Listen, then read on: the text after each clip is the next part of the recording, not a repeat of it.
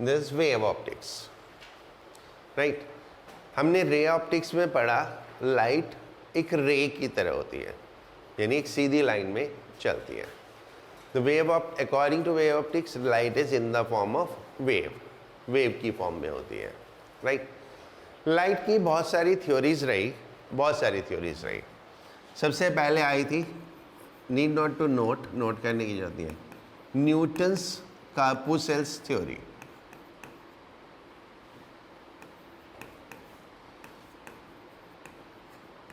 What was that?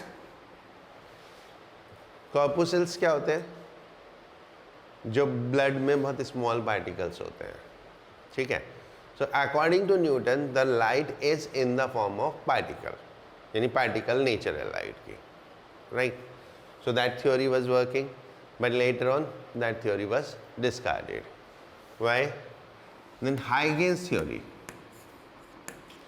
Huygens theory is what? Light is very much like the mechanical wave. Light is very much like mechanical wave. So, and he gave the example of that, some experiment on that, and it was proved कि वो wave की form में होती है. But is it in the form of mechanical wave? क्योंकि mechanical wave को medium चाहिए होता है travel करने के लिए, जबकि लाइट वेव बिना मीडियम के भी ट्रैवल करती है, थ्रू वैक्यूम ट्रैवल करते हुए आती है सन से. तो then the question is, if it is mechanical wave then where is the medium? बिना मीडियम के ट्रैवल कैसे कर रही है? So that was the limitation of the Huygens wave theory and all other parameters are accepted. That remain the limitation. Huygens that time said के the space is not vacuum actually. He said there is a medium in the space, ठीक है, but he could not prove that there is some medium in the space. So with that limitation, right, कि how it is traveling through the medium when it is like mechanical wave, so everything is accepted. Then comes the Planck's theory, Planck's quantum theory. Planck's quantum theory said that light is in the form of electromagnetic wave, which has particle nature, right? Planck's की quantum theory that it has एक minute, इससे पहले आई थी Maxwell's theory. What Maxwell said that light is in the form of electromagnetic wave which do not require any medium to travel. तो Huygens की limitation को overcome किया था Maxwell theory ने कि accordingly the wave nature of light is established. So पहले particle nature, फिर wave nature में मैकेनिकल वेव, फिर वेव नेचर में it is electromagnetic wave. Then everything was going well. Then Planck's quantum theory आई. What was the Planck's quantum theory? That the light is in the form of particles and those particles are massless energy packet called as photon. उनको हमने नाम दिया photon कि ये particles है जो energy packets है. That was the quantum theory of the light.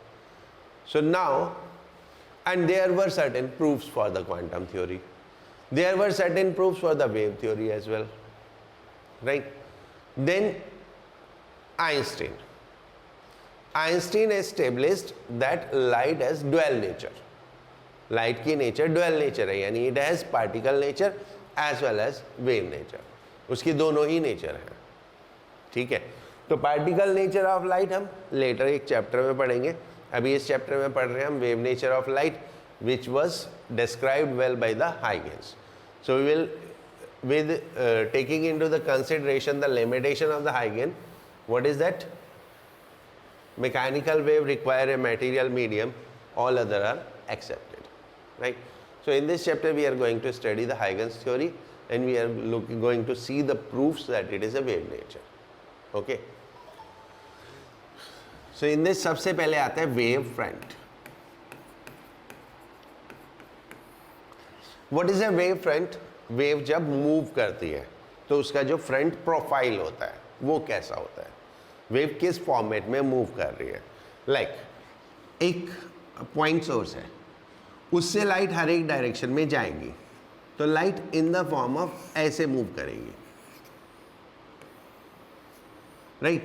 जब हम एक पानी में एक पत्थर फेंकते हैं तो ऐसे सर्कल्स मूव करते हैं, सर्कल्स छोटे से बड़े होते जाते हैं। So that is what it move in the form of sphere. अगर एक पॉइंट सोर्स है, एक पॉइंट सोर्स है तो ये स्फीयर के फॉर्म में मूव करती है। इफ एक लाइन सोर्स है, एक सिलेंड्रिकल लाइन सोर्स है, तो ये कैसे मूव करेगी? इन द फॉर्म ऑफ सिलेंडर। तो इसको हम बोलते हैं स्फेरिकल वेव फ्रंट, इसको क्या बोलते हैं? Cylindrical wave front. तो ऐसे डिफरेंट डिफरेंट प्रोफाइल्स क्रिएट होते हैं according to the front, wave front जिसको हम बोलते हैं। जब वेव मूव करती है तो उसके फ्रंट का जो प्रोफाइल होता है उसको हम वेव फ्रंट बोलते हैं, करेक्ट। इसको डिफाइन कैसे करते हैं? इसको डिफाइन करते हैं like wave front of A wave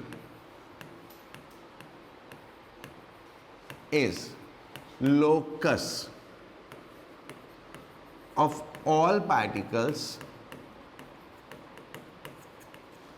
vibrating in same phase. Locus of all particles vibrating in same phase. जितने भी पार्टिकल्स सेम फेस में वाइब्रेट कर रहे होते हैं उनको हम मिला दें तो वो जो एक सरफेस बनेगी, that surface is called wave front, right? Locus of all particles vibrating in same, right? Light ray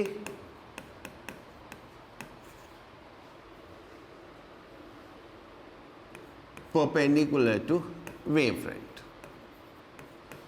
जो लाइट रे होती है वो होती है perpendicular to wave front.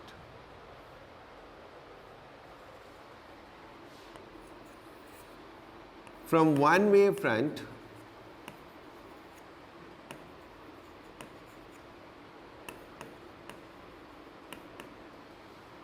to other wave front, एक वेव फ्रंट से बहुत सारी लाइट रेस निकलेंगी, वो दूसरे वेव फ्रंट पे जाएंगी। From one wave front to other wave front, all rays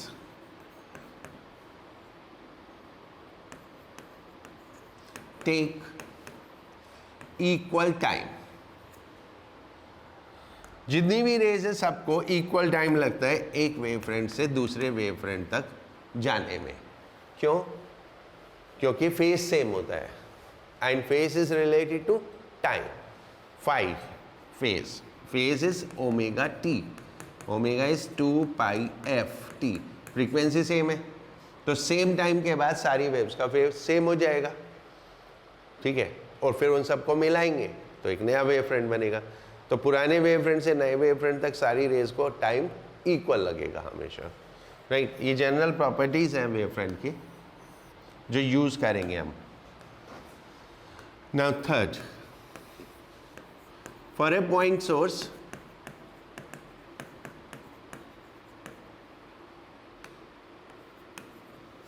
wave front is spherical.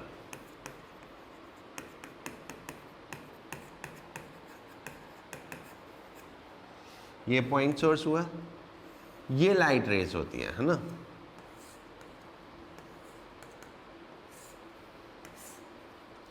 हर एक डायरेक्शन में जाएंगी, इनको मिलाएंगे, so these are called wave front. कितने वेव फ्रंट होते हैं? इनफाइनाइट वेव फ्रंट होते हैं। Light travel to infinite distance, और कहीं पे भी सेंटर लेके रेडियस, कोई भी रेडियस लेके एक स्फीयर ड्रॉ करेंगे, that will be one of the wave front, ठीक है। So all these green colour spheres are wave front.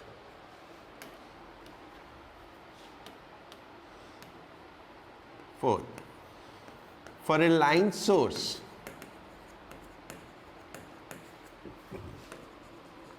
wave front is cylindrical.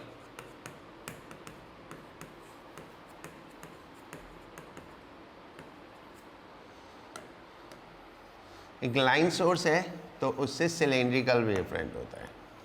ये लाइन सोर्स हो गया, इससे लाइट रेज ऐसे जाएंगी हर एक पॉसिबल डायरेक्शन में, तो ये हमारे वेव फ्रंट होंगे।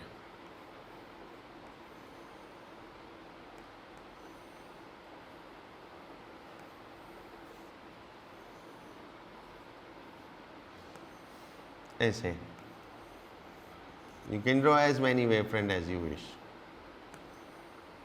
ठीक है। और टॉप पे जो लाइट रेज होंगी वो इस तरह से जा रही होंगी,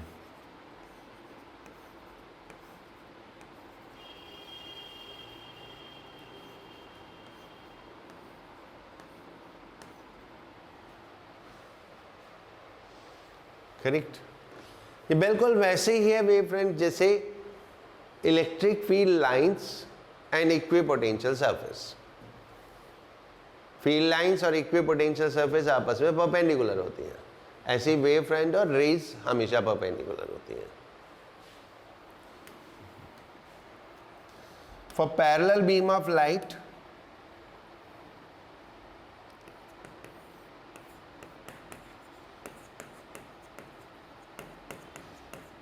for parallel beam of light, right, wavefronts are plane,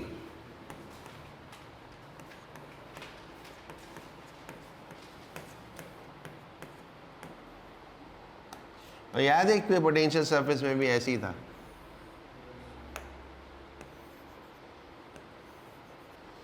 जैसे था कौन से चैप्टर में, इक्विपोटेंशियल सरफेस,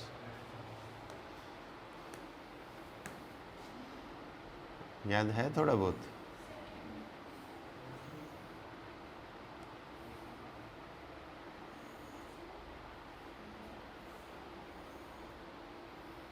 ऐसे प्लेन वेव फ्रंट्स,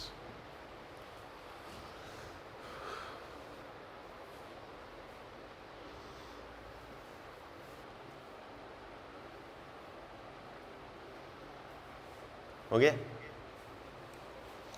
राइट।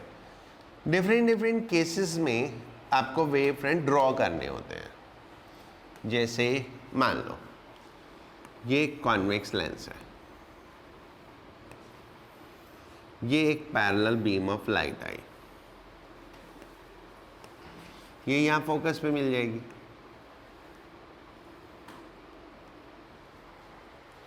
तो हमको वेव फ्रंट ड्रॉ करने हैं, incident wave front and refracted wave front.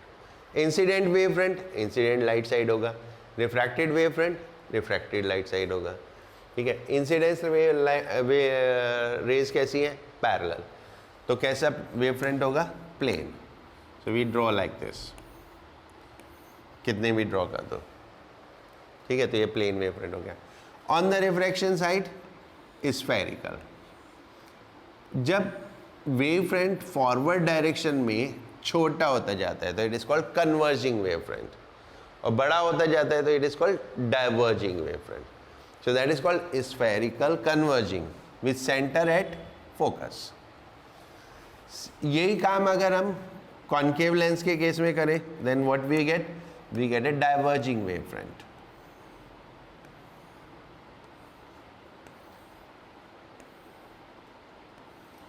ये लाइट रे ऐसे जाती है और ये पीछे फोकस पे मिलती है। So this is the path of light रे। तो हम वेव फ्रंट ड्रॉ करेंगे तो it will be like this. The same you can do in case of mirror, in case of prism, किसी भी केस में इसी तरह से ड्रॉ कर सकते हो, राइट। जैसे अगर प्रिज्म में देखें,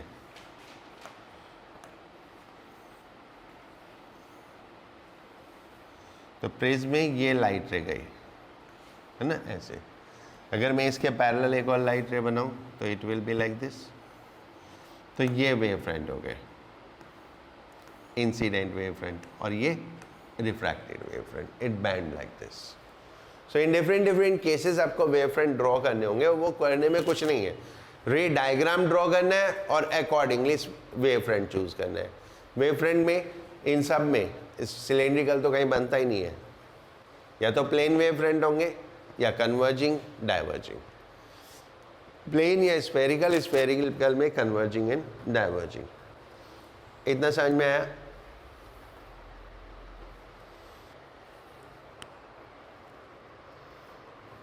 हो गया, right.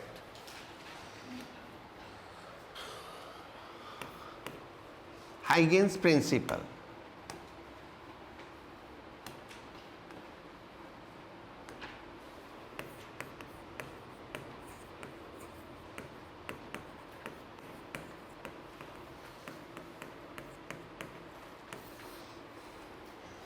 if at a given time position of a wavefront is known,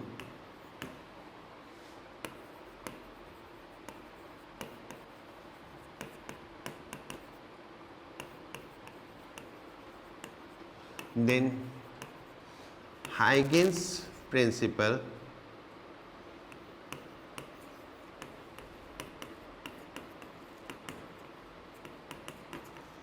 help to find position of wavefront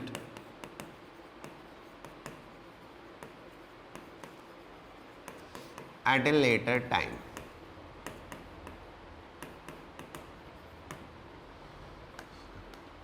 नहीं, कैसे होता है? अगर हमें किसी एक पर्टिकुलर टाइम पे वेव फ्रंट की पोजीशन मालूम है तो आफ्टर सर्टेन टाइम हम दूसरे वेव फ्रंट की पोजीशन कैलकुलेट कर सकते हैं। कैसे करते हैं? मान लो किसी पर्टिकुलर टाइम पे ये वेव फ्रंट है, ठीक है? तो हाइगेन्स थ्योरी के हिसाब से किसी भी वेव फ्रंट का हर एक पॉइंट एक सोर्स की तरह काम करता है, हर एक पॉइंट एक सोर्स की तरह काम करता है। तो ये बहुत सारे पॉइंट्स हो गए एंड इसका जनरल प्रूफ देखो। मान लो ये लाइट है, लाइट है किसी भी वॉल पे, what is going on, light का वेव फ्रंट जा रहा है, उस वॉल में बहुत सारे होल कर दो, then what you will see other side बहुत सारे होल्स, वो सोर्स का काम करेंगे सारे। तो वेव फ्रंट का हर एक पॉइंट एक सोर्स की तरह काम करता है। तो ये वो सारे सोर्स हो गए, सेकेंडरी सोर्स बोलते हैं, राइट? सो अकॉर्डिंग टू हाइगेन principle every point of wave front act as fresh source of light.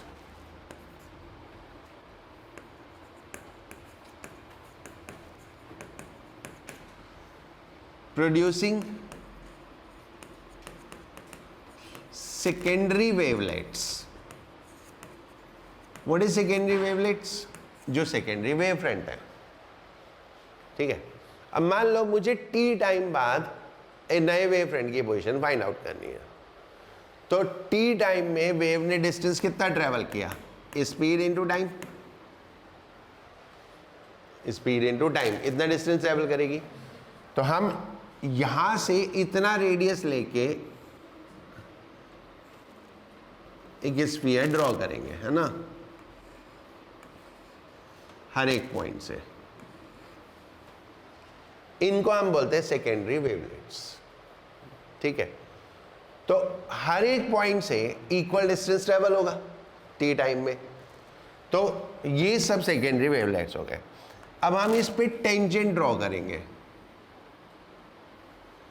तो ये नया वेव फ्रंट हो गया।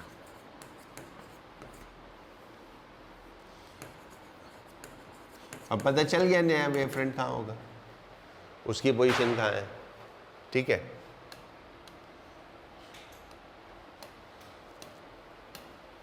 Second, tangent drawn to secondary wavelets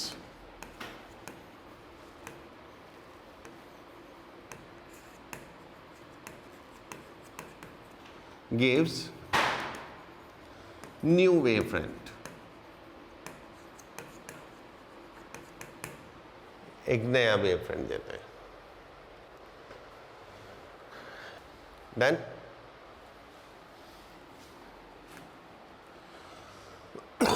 Now,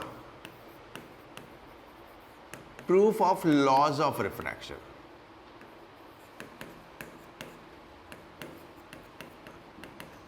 एक लॉ ऑफ रिफ्रैक्शन होता है, एक लॉ ऑफ रिफ्लेक्शन होता है।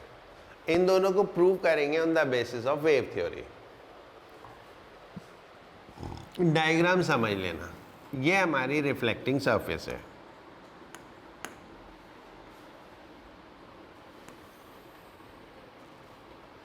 ठीक है? ये हमारी इंसिडेंट लाइट रे है,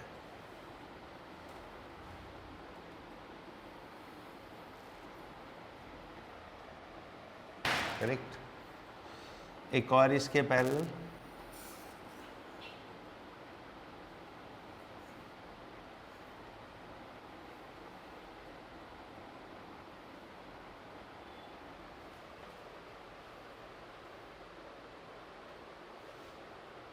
ठीक है।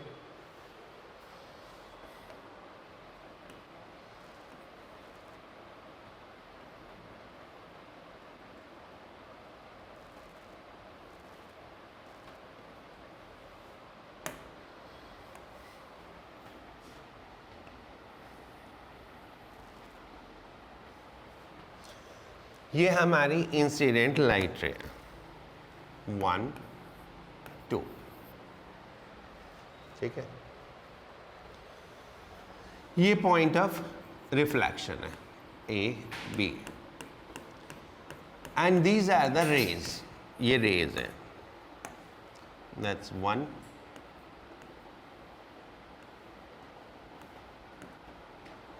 यहां पे नॉर्मल हो गया, करेक्ट, ये नॉर्मल हो गया। Now we need to draw the wave front on that. Wave front draw करेंगे तो that wave front will be perpendicular to rays, और कहाँ ड्रॉ करना है, पॉइंट ऑफ रिफ्लेक्शन पे, ठीक है। डायग्राम बनाने के लिए ये रे बनाई, और फिर वेव फ्रंट ड्रॉ करना है पॉइंट ऑफ रिफ्लेक्शन पे। यहाँ पे वेव फ्रंट ड्रॉ हो गया, ये वेव फ्रंट हुआ। By the theory, wavefront is perpendicular to rays, okay? And ये हो गया इंसिडेंट वेव फ्रंट, और ये हो गया reflected wave front. This is incident wave front and this is reflected wave front, right. इसको नाम दे दो ए डैश, इसको नाम दे दो बी डैश, राइट। अब थोड़ा सा ज्योमेट्री, अगर ये एंगल आई है तो ये एंगल भी आई होगा,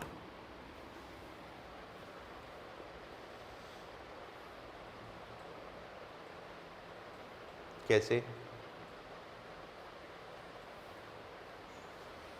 ये आई है तो ये 90 माइनस आई हो गया, ठीक है, और ये 90 है तो ये कितना हो गया, एक मिनट, ये नहीं, कुछ भी, ये वाला, ये आई है तो ये 90 माइनस आई हुआ, और ये पूरा 90 तो ये आई हो गया, ठीक है। सिमिलरली अगर ये आर है तो ये भी आर होगा,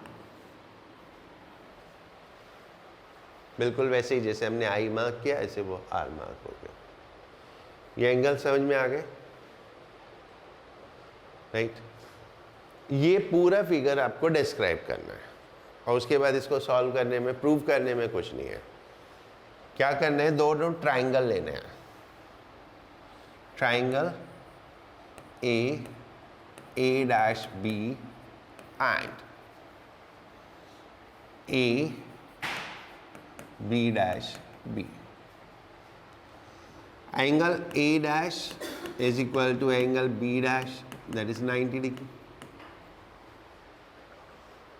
ठीक है। AB is common,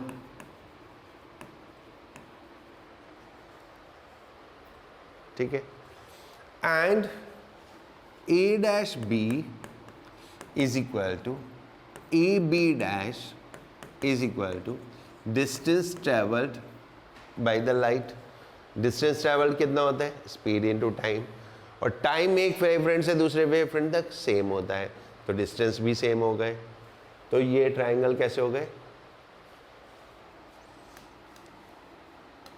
so triangle A dash B is similar to triangle A B dash B, है ना, राइट, ठीक है। हेंस सिमिलर हो गए तो सारे एंगल इक्वल हो गए, तो angle I is equal to angle R and proved.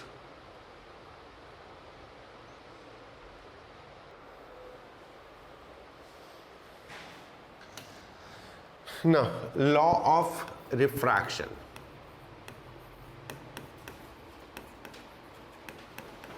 That is what? Snell's law, है ना?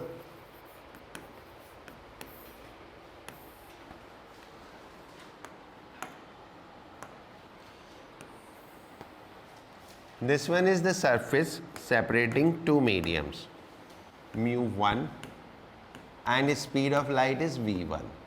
ये रेयर मीडियम मान लेते हैं. ये मीडियम mu2, इसमें स्पीड ऑफ लाइट है v2 और ये डेंसर मीडियम मान लेते हैं. ये हमारा नॉर्मल, करेक्ट. सो लाइट रे आएगी, so it will be like this and it will bend towards the normal, correct. जिसमें ये एंगल I हुआ और ये एंगल R हुआ, and we have to prove sin I by sin R is equal to mu2 by mu1. तो हमको wave front draw करना है, उसके लिए एक लाइट रे और ले लो, क्योंकि दो लाइट रे होंगी तो हम वेव फ्रंट ड्रॉ कर पाएंगे ना. एंड ये ऐसे हो गया, करेक्ट. ये यहाँ पे नॉर्मल ऐसे हो गया, ठीक है. That's A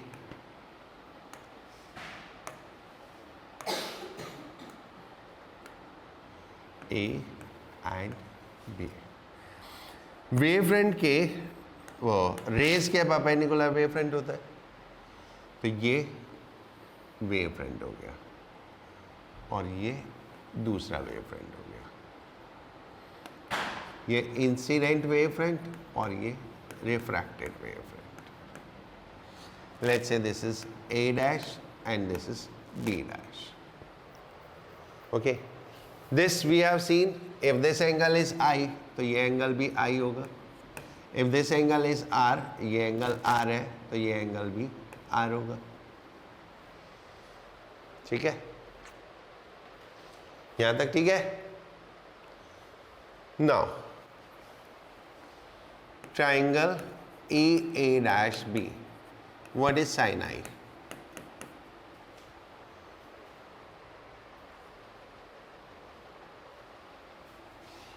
A dash B upon AB.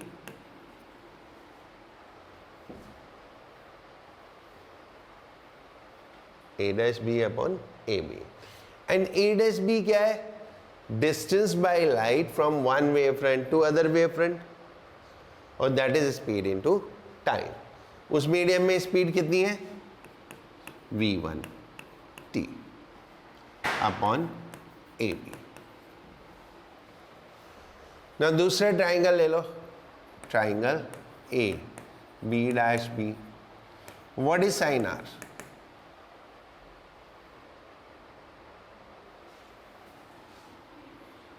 AB dash upon AB.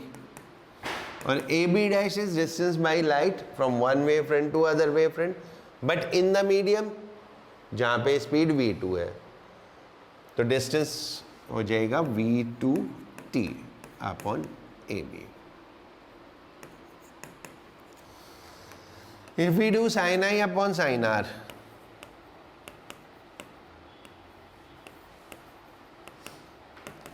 that is v1 upon v2. T और AB तो कैंसिल हो गया, right. And we can write C upon v1, C upon v2 and C upon v1.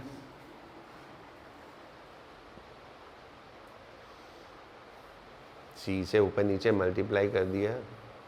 ऐसे ऐसे देखते हो तुमने तो पता नहीं मैंने क्या कर दिया.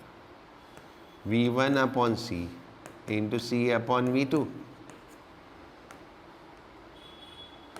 ठीक है, तो इसको लिखो sin I अपॉन sin R is equal to C upon v2 divided by C upon v1.